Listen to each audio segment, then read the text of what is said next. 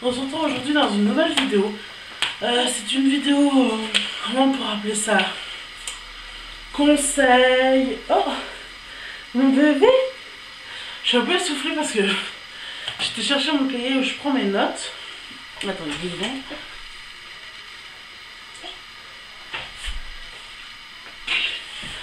Oui, donc on se retrouve aujourd'hui. Donc oui, je lis juste en dessous. J'enchaîne les vidéos. Donc aujourd'hui on se retrouve pour une vidéo, on va dire, conseils. Enfin, je vais l'appeler comme ça. Donc j'ai 13 conseils à vous donner dans la vie de bébé. Donc, je pense que je peux vous apporter quelques petits trucs, sachant que ma fille va aller sur ses 8 mois.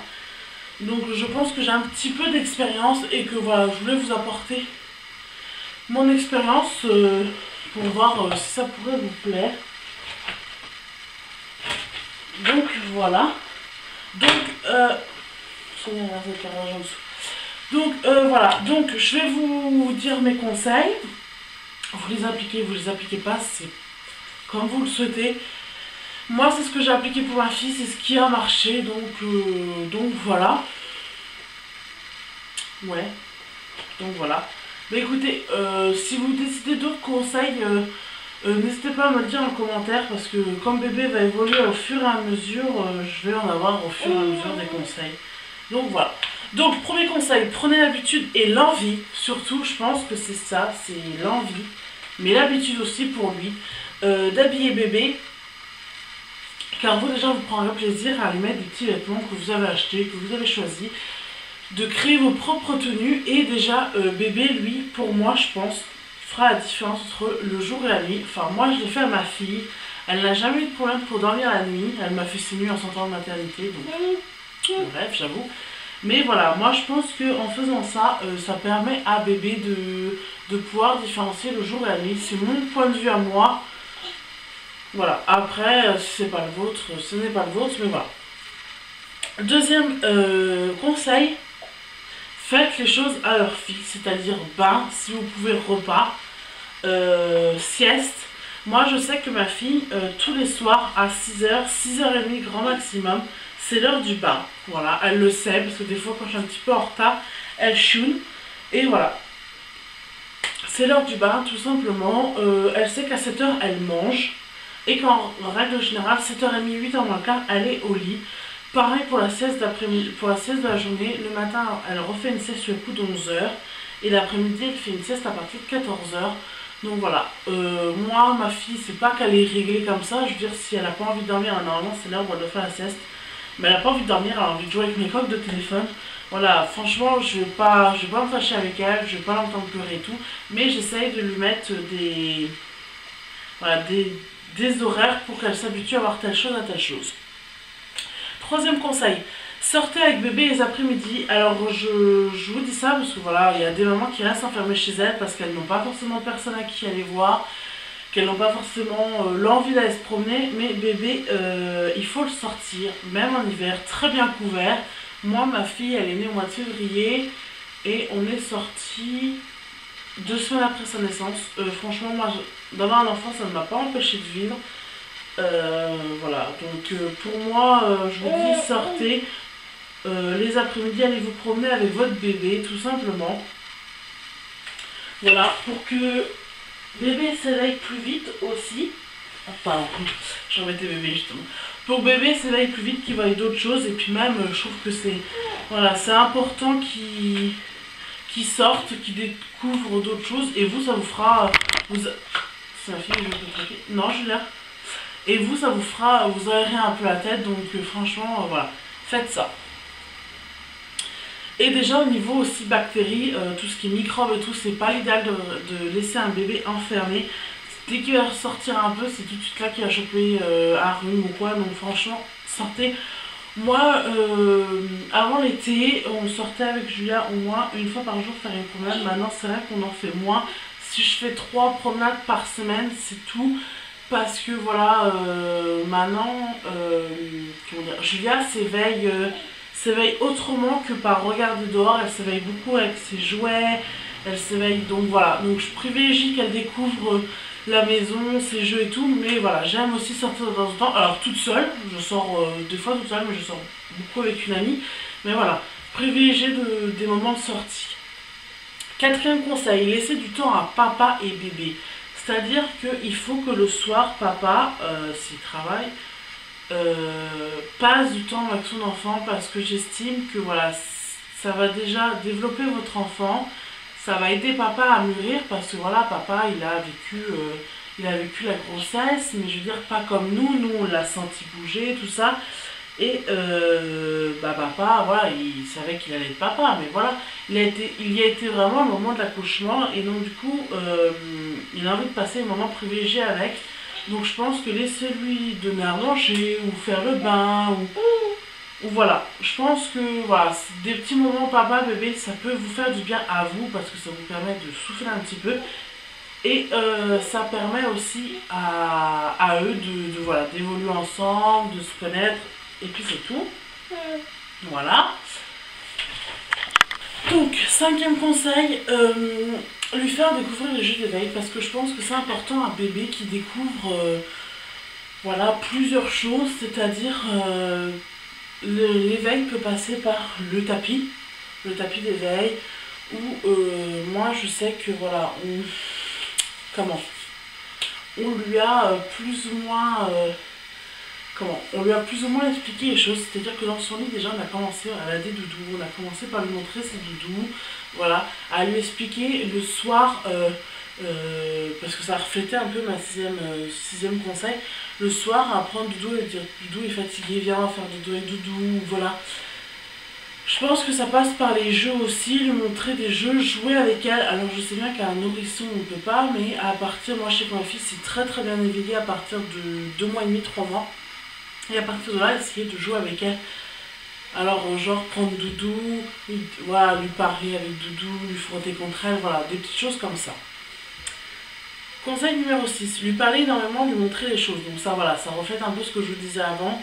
Voilà, au niveau de doudou, ou quand on se promenait avec mon chéri, on lui disait, quand on rencontrait les animaux, voilà, on lui disait regarde c'est un petit mouton et tout. Et elle regarde beaucoup et voilà, je pense que c'est en lui parlant et en lui montrant les choses que ma fille s'est très bien éveillée. Alors c'est pas du tout pour me vanter, mais voilà, ça a été dit par mon médecin, ma fille est très très éveillée, elle est éveillée plus que son âge, on va dire son mois, parce qu'elle va aller sur ses 8 mois et voilà.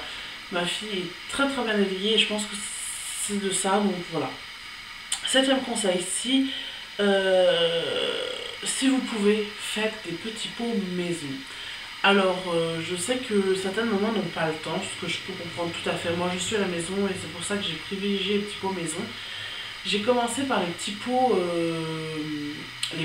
industriels pour voir ce qu'elle aimait et j'ai bien fait puisque tout ce qui est à base de poisson, ma fille n'a absolument pas voulu manger. Mais voilà, je pense que commencez par industriel pour voir ce qu'ils aiment. Et si vous pouvez, faites-lui des petits pots maison, c'est toujours meilleur. Genre ma fille se régale.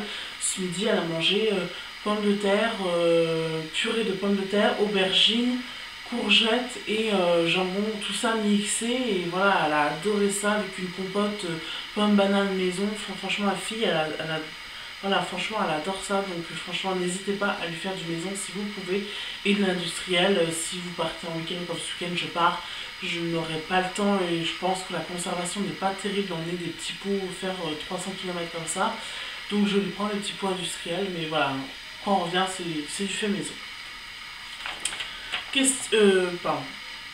Conseil numéro 8, ne jamais négliger les rendez-vous médecin. Alors, je sais que ça peut paraître idiot que je vous dise ça, mais il y a des mamans, c'est bien pour ça que la CAF fait un suivi de vos enfants, il y a des mamans qui estiment que, voilà, qu'elles n'ont pas d'argent pour payer le rendez-vous du médecin, ou pas forcément l'envie d'aller chez le médecin. Alors je sais c'est un petit peu un conseil un peu débile, mais moi je trouve que c'est important. Voilà, votre bébé a besoin de rendez-vous chez le médecin, donc allez-y. Même si la consultation vous coûte 23 €, faites-le, franchement. Enfin voilà, c'est important pour votre bébé, c'est pour voir son développement, donc voilà. N'hésitez pas à le faire. Neuvième conseil, adapter une pièce, donc une chambre pour bébé. et un peu plus de place dans le salon. Alors, par ce conseil-là, c'est-à-dire que moi je pense qu'un nourrisson doit avoir sa chambre. Je ne comprends pas, entre guillemets, les mamans qui ont leur nourrisson dans leur chambre, hormis si elles ont un petit appartement, si elles ont toute chambre, ça je peux comprendre. Mais le co-bébé, franchement c'est un truc que je ne comprends pas. Alors après vous faites bien comme vous voulez. Mais moi j'estime que voilà, ma fille a sa chambre, elle dort dans sa chambre, elle dort dans son lit. Et voilà, moi à partir de ces 1 mois et demi, elle a dormi dans sa chambre. On l'a gardée un mois et demi grand maximum avec nous. Et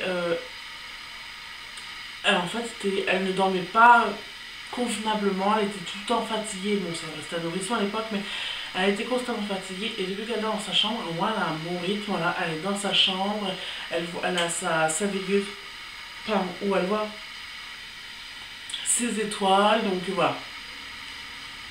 Elle est dans son univers avec ses jouets, donc elle sait que c'est sa pièce à elle. Et dans le salon, je pense que vous devriez. Enfin, moi, c'est ce que j'ai fait, j'ai installé un parc. Que ma fille avec son trotteur, ça va faire tout ce qu'il faut quoi. Ou voilà, comme c'est une maison à étage, moi je passe le plus calme longtemps en bas et donc du coup ma fille voilà a un coin dans le salon pour elle où elle sait que c'est ses jouets, enfin pour l'instant elle sait.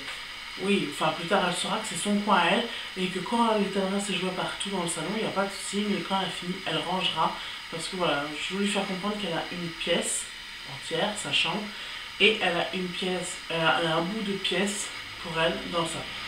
Voilà, tout simplement. Conseil numéro 10. Prenez des accessoires de puériculture conformes à la loi française, enfin la loi française, conforme NF, parce que je trouve que c'est important. J'ai vu et j'ai entendu des mamans qui achetaient des accessoires de puériculture sur AliExpress. Alors, je veux bien qu'on achète des choses sur AliExpress, mais je suis pas pour tout. Voilà. Enfin,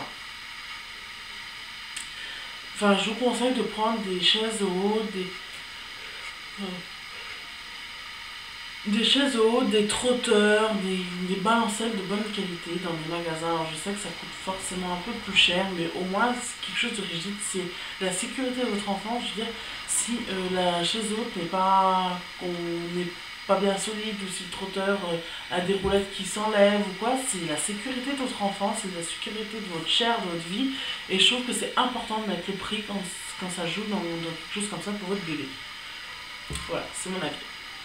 Conseil numéro 11, nettoyez votre maison souvent, surtout si vous avez des animaux. Moi je sais que j'ai 2 chats, 2 chiens. Ma maison, je la nettoie tous les jours. Voilà, parce que bon, ma fille, pour l'instant, ne trottine pas par terre, mais quand ça va arriver, voilà, je veux qu'elle ait une maison propre, un endroit propre, j'estime que voilà. Là, elle est dans son trotteur, et voilà, quand je mets des chaussettes, parce que je mets des chaussons comme c'est du carrelage, j'ai peur qu'elle ait froid, mais ça reste que de temps en temps elles sont en chaussettes, et quand je regarde sous ces chaussettes et que je vois que c'est propre, bah honnêtement ça me fait plaisir que ma fille puisse voilà, marcher ou trottiner sur une surface propre parce que voilà, j'estime que nos enfants doivent pas être porteurs de bactéries comme ça, surtout quand on a des animaux, donc c'est mon conseil. Avant de donner conseil, conseil numéro 12, aérez bien la chambre le matin de votre enfant, c'est important, surtout en ce moment en période de grand rhume. N'importe quel médecin vous dira que d'aérer la pièce, votre maison entière, hein, pas que la chambre, hein, mais surtout aérer bien la chambre de votre bébé pour qu'elle respire bien. Moi je sais que ma fille, quand elle se lève le matin, je donne le biberon, tout de suite je la prends, je la pose, je donne son biberon et après j'aère sa chambre pendant au moins 1 heure, 1 heure et demie. Et voilà, toute l'air c'est bien renouvelé, l'air est pur, l'air est sain. Et quand je la recouche à 11 heures pour sa sieste, je fais la même chose dans toute la maison. Toute la maison est ouverte une bonne demi-heure et voilà, après bon, bah, je chauffe. Mais ma maison est ouverte une bonne demi-heure pour que ça s'aère, pour que ça respire. Dernier conseil, moi c'est un truc pour ma fille, fermer les volets pendant la sieste de bébé. Moi je sais que ma fille dort dans le noir, je n'ai jamais habitué, enfin si tout petit elle dormait dans son parc comme moi dans le salon, mais là je vois elle fait la sieste, j'étais repartie à coucher. Moi elle a les volets fermés et je pense qu'elle dort mieux comme ça. Comme ça, ils arrivent à comprendre quand c'est le moment de dormir, de faire la sieste ou le soir de dormir pour faire la nuit. Et le jour, quand elle est dans sa chambre, ça m'arrive que des fois on soit dans sa chambre et qu'on joue toutes les deux, mais les volets sont ouverts pour qu'elle comprenne que c'est le moment de jouer, le moment du jour. Et quand je la mets dans son lit avec son pyjama ou comme là en petit body pour dormir, voilà, pour qu'elle comprenne que c'est le moment de dormir. Bref, j'espère que je ne me suis pas trop étalée, j'espère que je me suis bien fait comprendre et que cette vidéo vous aura plu. Voilà, c'est tout ce que j'avais à vous dire, c'est mes conseils. Franchement, je ne demande pas de vidéo, je ne demande pas de commentaires critiques en dessous. Si vous ne voulez pas, regardez pas la vidéo tout simplement. Si vous ne voulez pas faire ces conseils, ne les faites pas, je n'oblige personne, je vous donne mes conseils.